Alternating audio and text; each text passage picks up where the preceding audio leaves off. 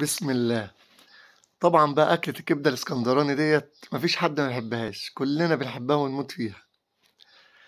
بسم الله نبتدي بقى نحط بقى شوية زيت على النار كده، نحط عليهم فصين توم 3 كده، نقلبهم كويس جدًا. طبعًا مش هنستنى لمّا التوم يعني يغمق جامد عشان ما يتعبناش وكده. ننزل عليه كده بالكبدة طبعًا.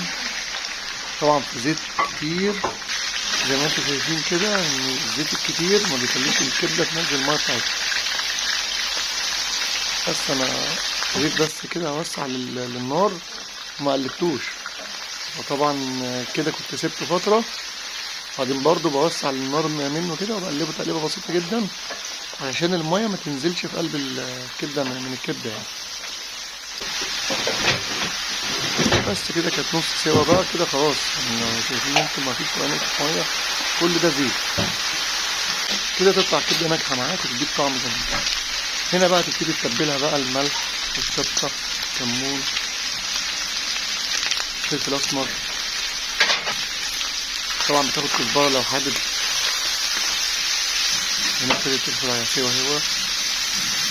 بُص الكبدة كانت ريحتها يعني مالية البيت، فظيعة. بسم الله ما شاء الله. هنا بقى نبتدي بقى نروح نقطّع الفلفل. عندك بقى فلفل رومي، فلفل حامي، زي ما تحب أنت، ما تحبش الفلفل الحامي مثلًا حُط حاجة بسيطة منه بس تدّيك الطعم الكبدة الإسكندراني على أصولها يعني.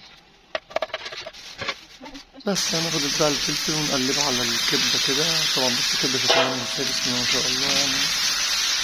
حاجة ما شاء الله. أنت تزوّد السمنة أو تزوّد الزيت، بُص هتطلع الكبدة معاك 10 على 10، ما تقلّبش كتير، هو ده سرها.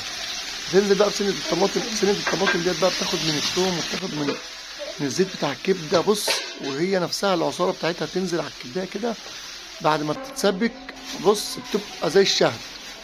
بس بتسيبها تتسبِّك لغاية ما بتخلص كده بالشكل اللي حضراتكم شايفينه ده. بتعبّيها بقى في ساندوتشات بقى، عاوز تحطها على طبق رُز كده، عايز تحطها على طبق مكرونة، بُص حاجة بسم الله ما شاء الله. طبعًا أنا باحب الفلفل الحامي جدًا، أنا مزوّد، فلو مش عاوز تزوّد ما تزوّدش براحتك. وده الشكل النهائي أهوّة، بسم الله ما شاء الله. تقدّم مع ليمون مخلِّل وطحينة وزيتون وكاتشب العيال اتبسطت على الآخر يعني. بس وبألف هنا وشفا، وما تنساناش بقى بالدعم بتاعك بقى، وأتمنى لنا من قلبك الخير كده، وبألف ألف هنا وشفا. سلام.